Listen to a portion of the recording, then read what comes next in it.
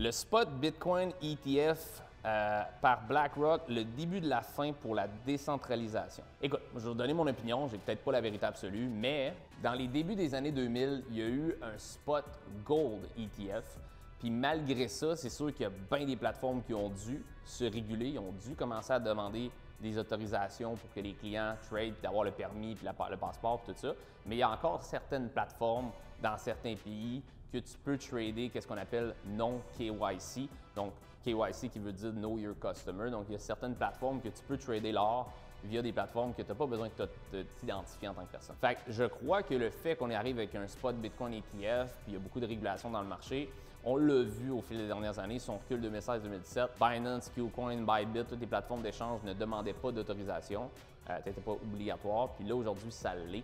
Fait que si on avance de 5-10 ans, probablement que la majorité des plateformes vont devoir demander un KYC, mais il va peut-être rester une petite minorité de plateformes qu'on va pouvoir trader les cryptos sans nécessairement s'identifier pour trader via cette plateforme-là, mais ce ne sera pas la grande majorité. Fait que est-ce que ça vient tuer la décentralisation?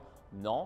Moi, je pense que la régulation sur le long terme, c'est une bonne chose parce que sans régulation, les grosses institutions et les gros portefeuilles ne seraient pas rentrés dans un genre de Far West comme ça que les gens peuvent se faire frauder, puis se faire voler, puis se faire hacker à tout moment. Fait que je pense qu'on va continuer à avoir des plateformes qui vont être décentralisées où on va pouvoir trader avec des portefeuilles non identifiés, mais la régulation, si vous voulez mon avis, c'est une bonne chose pour ce qui est du long terme.